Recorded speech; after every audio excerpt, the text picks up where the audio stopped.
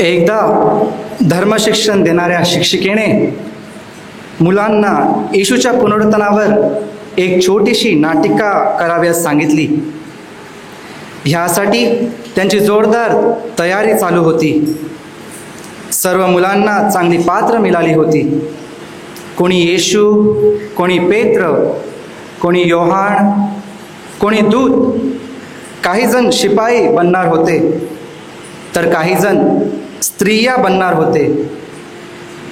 परंतु छोट्या राजू नावाच्या मुलाला तेवढे खास काही पात्र देण्यात आले नव्हते. त्याला फक्त कबरेच्या तोंडावर दगड म्हणून उभे राहाव्यास सांगितले होते. बरेच दिवस सराव झाल्यानंतर ईस्टरच्या सणादिवशी ही नाटिका या मुलांनी चर्चमध्ये केली. नाटक संपल्यानंतर ज्या मुलांना चांगले पात्र भेटले होते, जो येशू होता, जो पेत्र होता, जो दूत होता, जे शिपाई होते, ज्या स्त्रिया होत्या, त्यांना लोकांकडून शाबासकी भेटली. परंतु या छोट्या राजू नावाच्या मुलाला कोणी शाबासकी दिली नाही. राजूचे आईवडील सुद्धा ही नाटिका बघण्यास आले होते. त्यांच्या तोंडावर सुद्धा आनंद नव्हता. ते आपला नाराज चेहरा करून गाडीत बसले होते आणि परतीच्या प्रवासाला घरी जात होते. परंतु राजू मात्र गाडीच्या मागच्या सीटवर अगदी आनंदाने उड्या मारत होता. तो आनंदी होता. थोडा वेळ सहन केल्यानंतर त्याच्या आईने त्याला विचारले, राजू, नाटिकामध्ये तुला काही महत्त्वाचे पात्र दिले नव्हते, तरी पण या छोट्याशा पात्रामुळे तू इतका आनंदी कसा? ह्यावर राजूने उत्तर दिले, आई, पात्र छोटे का होईना, पण माझ्या त्या कबरेच्या तोंडावरून सरकण्यामुळेच येशू त्या कबरेतून बाहेर येऊ शकला. नाहीतर येशू तेथेच राहून गेला असता आणि जे पूर्ण व्हायचे होते ते अर्धेच राहून गेले असते. राजू दगड होता. जर तो त्या नाटिकामध्ये तेथेच राहिला असता, येशू मध्येच अडकला असता. म्हणजेच राजूचे पात्र फार मोठे होते. कबरेवरून दगड, कबरेवरून धुंड लोटलेली आहे व कबर रिकामी आहे असे त्यास आढळले. आजची रात्र ही पवित्र रात्र आहे, कारण परमेश्वराचा पुत्र प्रभू येशू ख्रिस्त मरणातून जिवंत झाला आहे, मरणातून उठला आहे. त्याच्या मरणातून उठण्याने ही रात्र अंधारमय राहिलेली नाही, तर प्रज्वलित किंवा प्रकाशित झालेली आहे. कारण ख्रिस्त जो जगाचा प्रकाश आहे, त्या ख्रिस्ताने अंधारावर विजय मिळवला आहे. ही खरोखर आनंदमय रात्र आहे. 40 दिवस आपण वाचलं, ऐकलं, क्रूसाची वाट केली. या ख्रिस्ताने दुःख कष्ट सोसून, मरून आणि मरणातून पुन्हा उठून आज परत एकदा आपल्या सर्वांचे तारण केले आहे. याची प्रचिती आपणा शुभवर्तमानाद्वारे येते. चारही शुभवर्तमान याची साक्ष देतात. ते आपणास रिकामी कबर आणि येशूच्या पुनरुत्थानाविषयी सांगत आहेत. स्मशानभूमीत गेल्यावर आपल्याला आढळून येते की मृत व्यक्तीच्या नावाची पाटी त्या व्यक्तीच्या थडग्यावर लिहिलेली असते. आपण गेलो असाल स्मशानभूमीत, उदाहरणार्थ मोझेस, अब्राहम वगैरे, त्यावरून आपणास दिसून येते की या थडग्यात, या कबरेमध्ये मोझेस याचं शरीर आहे, या कबरेमध्ये अब्राहम, या कबरेमध्ये अमुक माणसाचं शरीर आहे. परंतु जगामध्ये अशी एक आणि एकच कबर आहे की जिच्यावर कुठल्याही प्रकारचं नाव किंवा काही कोरीव हस्तकला केलेली नाही. आणि ती कबर आहे पुनरुत्थित प्रभू येशू ख्रिस्ताची. त्या कबरेच्या मुखाशी असलेल्या भल्या मोठ्या धोंडीवर काही लिहिलेलं नव्हतं. उलट त्या कबरेच्या मुखाशी असलेली धोंड दगड लोटलेला होता आणि कबर मात्र रिकामी होती. याचा अर्थ असा की तो येशू त्या कबरेत नव्हता. ती कबर त्या देवपुत्राला कोंडून ठेवू शकली नाही किंवा मरण त्याला कैदेत ठेवू शकले नाही, कारण त्याने सांगितल्याप्रमाणे तो जीवन आहे. स्तोत्र संहितामध्ये आपण वाचतो, अरे मरणा तुझा विजय कुठे आहे, मरणा तुझी नांगी कुठे आहे.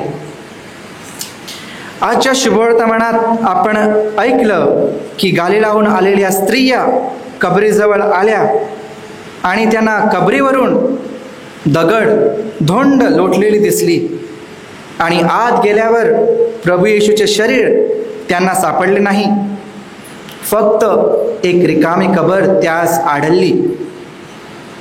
ह्या स्त्रिया यहुदी लोकांच्या परंपरे किंवा प्रथेनुसार ख्रिस्ताच्या शरीराला सुगंधी द्रव्याने माखण्यास आल्या होत्या. यहुदी लोक मृत व्यक्तीचे काळजीपूर्वक दफन करीत असत. विविध गंध स्रावून ते प्रेतास जपत असत. शब्बात दिवस आड आल्याने प्रभू येशूचा मृतदेह घाईने दफन केला गेला होता. या कारणामुळे स्त्रियांना यहुदी रीतीप्रमाणे गंधरस लावता आला नव्हता. ह्यासाठीच त्या भल्या पहाटे ही उत्तरक्रिया पूर्ण करण्यासाठी थडक्यापाशी त्या कबरेजवळ येत होत्या.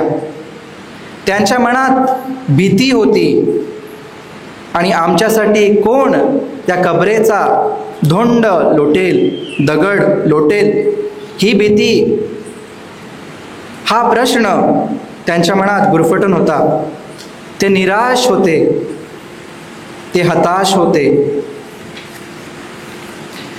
मार्क लिखित शुभवर्तमानामध्ये अध्याय 16 वचन 1 ते 2 मध्ये आपण वाचतो, ती धोंड त्यांच्यासाठी अडथळा बनली होती. तो दगड बाजूला केल्याशिवाय त्या ख्रिस्ताचे शरीर त्या सुगंध द्रव्याने माखू शकल्या नव्हत्या. त्या थक्क झाल्या होत्या. पुनरुत्थित येशूला पाहण्यासाठी या स्त्रिया, त्याचे शिष्य, अजूनही काही लोक तळमळत आहेत. देवाला पाहण्यासाठी, देवाचा शोध करण्यासाठी खूप लोक तळमळत आहेत.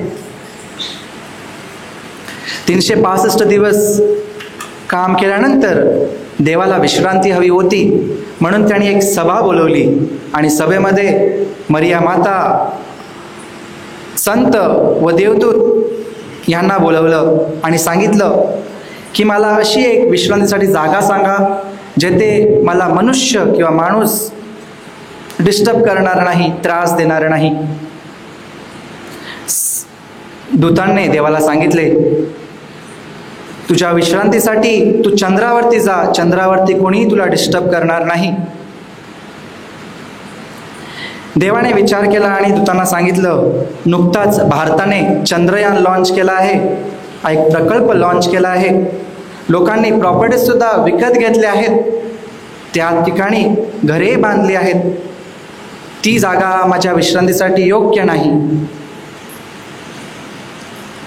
संतांनी देवाला सांगितलं, तुझ्या विश्रांतीसाठी तू खोल समुद्रात जा, तेथे मासलीशिवाय माणसं डिस्टर्ब करणार नाही.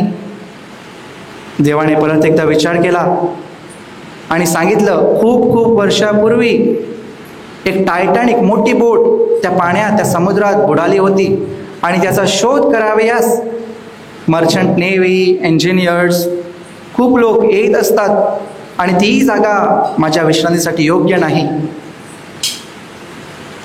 मरिया मातेने देवाला सांगितलं, तुझ्या विश्रांतीसाठी तू माणसाच्या अंतःकरणात जा, तेथे माणूस तुला कधीही डिस्टर्ब करणार नाही.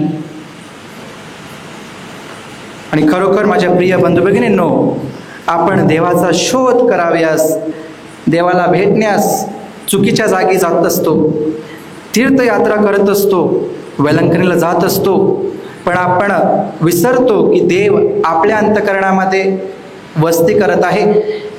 देव एकमेकांच्या अंतःकरणामध्ये, हृदयामध्ये वस्ती करत आहे. पण या देवाला पाहण्यास आपल्या हृदयात एक मोठा दगड आहे. आणि तो दगड कशाचा आहे? तो दगड आहे भीतीचा. तो दगड आहे क्रोध, मत्सर, हेवा ह्याचा. तो दगड आहे वाईट व्यसनेचा. तो दगड आहे वाईट कृत्यांचा. धर्मपंडित जॉन क्रिस्टोलॉगस ते आपल्याला एक प्रश्न विचारतात. आपल्या हृदयाच्या प्रवेशद्वाराशी अशा प्रकारची धुंड, अशा प्रकारचा दगड आहे का की जी ख्रिस्ताचं पुनरुत्थान पाहण्यास आपणास अडथळा निर्माण करत आहे? आज हा प्रश्न आपण स्वतःला विचारायला हवा. पुनरुत्थित ख्रिस्त पाहायचा असेल तर ज्या धोंडेने, ज्या दगडाने आपली हृदये झाकलेली आहेत, तो दगड बाजूला लोटणे फार गरजेचे आहे. आपल्या जीवनात तो दगड कुठला आहे? तो दगड कुठला आहे जो पुनरुत्थित ख्रिस्ताला पाहण्यास अडथळा बनला आहे? ही धोंड, हा दगड इतका मोठा आहे का की धोंड काढण्याचा विचारच आपल्याला हतबल किंवा निर्बळ करतो? ही धोंड आपल्याला काढायची आहे, परंतु कोणी धोंड काढण्यास आपल्याला मदत करेल? अशी जेव्हा त्या स्त्रियांप्रमाणे आपली परिस्थिती होते, तेव्हा कोणाकडे वळावे असे आपणास वाटते? तेव्हा विश्वासाने आणि श्रद्धेने परमेश्वराकडे वळणे गरजेचे आहे. कारण जेथे मानवी विचारशक्ती, मदत संपुष्टात येते, तेथे देव आपणास मदत करण्यास सुरू करत असतो. कारण तो आपणास कधीच निराश व हताश करणार नाही. त्या परमेश्वराकडे आशेने व श्रद्धेने वळणे फार गरजेचं आहे. तो आपणास नक्कीच मदत करेल. स्तोत्रसंहिता अध्याय 46 वचन 1 मध्ये आपण वाचतो, देव आमचे सामर्थ्य साठवण्याचे भांडार आहे. आम्ही संकटकाली त्याच्याजवळ नेहमी मदत मागू शकतो, शोधू शकतो. तसेच इर्मया या ग्रंथामध्ये अध्याय 33 वचन 3 मध्ये परमेश्वर म्हणतो, यहुदा माझा धावा करा, मी ओ देईन. लोक माझा धावा करा, मी ओ देईन, मी ओकार देईन. देऊळ मातेकडून हे वर्ष आंतरराष्ट्रीय जुबली वर्ष म्हणून घोषित केलेले आहे. या वर्षी आपण आशेचे सहप्रवासी या विषयावर मननचिंतन करीत आहोत. आणि ईस्टर किंवा पास्काचा सण आपणास to be people of hope, आशामय जीवन जगण्यास आमंत्रित करीत आहे. सध्याच्या आधुनिक जगात अनेक कारणांमुळे भरपूर लोक निराश आहेत. अनेक लोक आत्महत्या करत आहेत. लोकांमध्ये शांती नाही. आपल्या घरादारामध्ये, परिसरामध्ये, अंतःकरणामध्ये शांती नाही. अशा या गडबडीच्या वेळेला देऊळ माता आपल्याला सगळ्यांना आशावादी होण्यास आमंत्रित करत आहे. ज्याप्रमाणे ख्रिस्ताच्या क्रुसावरील मरणाने ख्रिस्ताचे शिष्य निराश व भयभीत झाले होते, ज्याप्रमाणे गालिलाहून आलेल्या स्त्रिया रिकामी कबर पाहून घाबरले होते, त्या क्षणी त्याने ख्रिस्ताच्या पुनरुत्थानावरती विश्वास ठेवला आणि त्यांच्यात एक नवीन आशा निर्माण झाली. माझ्या प्रिय बंधू भगिनींनो, प्रत्येक वेळी जेव्हा आपण अयशस्वी होऊन पुन्हा प्रयत्न करतो, तेव्हा आपण पुनरुत्थानात सहभागी होतो. प्रत्येक वेळी आपल्या आशेचा भंग होतो आणि जेव्हा आपण निराश न होता पुन्हा आशा ठेवतो, तेव्हा आपण ख्रिस्ताच्या पुनरुत्थानात सहभागी होतो. जेव्हा जीवनात अडथळा दुःखाला सामोरे पडतो आणि येशूप्रमाणे पुन्हा उठून चांगले जीवन जगण्यास प्रयत्न करतो, तेव्हा आपण खऱ्या अर्थाने ख्रिस्ताच्या पुनरुत्थानात सहभागी होत असतो.